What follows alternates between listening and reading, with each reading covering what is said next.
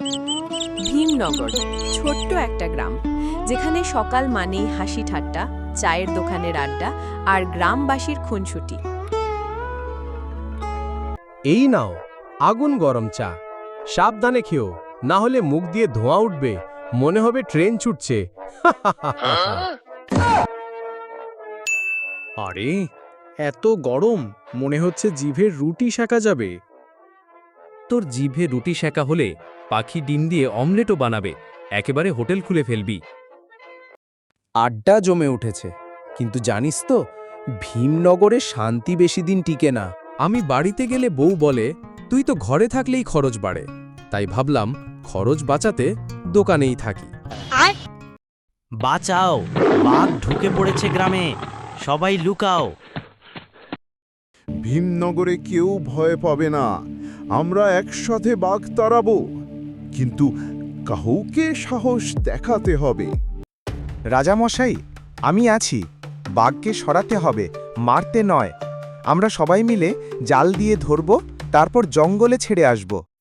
ওরে বাবা, আমি তো জালে মাছ ধরতে পারি না, বাঘ ধরব কিভাবে? তুই না এলেও বাঘ খুশি থাকবে, কারণ তুই একেবারে হাড় কিপটে। সবাই মিলে চলল বাঘের খোঁজে। দেখি তারা বাঘ খুঁজে পায় কিনা।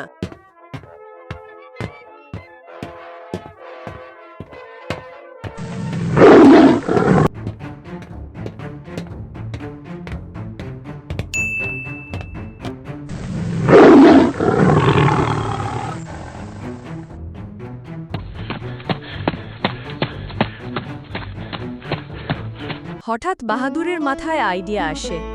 শোনো শোনো, আমি বাঘকে ধোকা দেব। আমি গরুর মতো ডাকবো, বাঘ ভাববে খাবার আছে। বাহাদুর জোরে গরুর ডাক দেয়, বাঘ এগিয়ে আসে।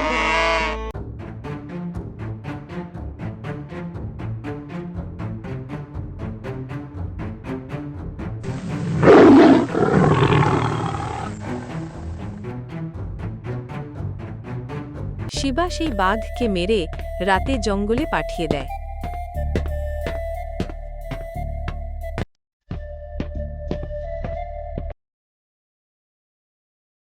ভালো কাজ শিবা, তুমি সত্যি ভীমনগরের আসল নায়ক। তোমার বুদ্ধি না থাকলে আজ বড় ক্ষতি হতো।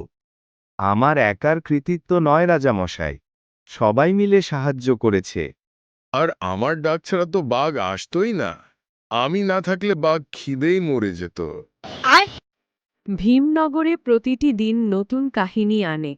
আজ ভয় আর হাসির মধ্যে দিয়ে গ্রাম রক্ষা পেল, আর প্রমাণ হল সাহস থাকলে বাঘকেও হারানো যায়। গল্পটি ভালো লাগলে অবশ্যই চ্যানেলটি সাবস্ক্রাইব করবেন। দেখা হচ্ছে পরের ভিডিওতে।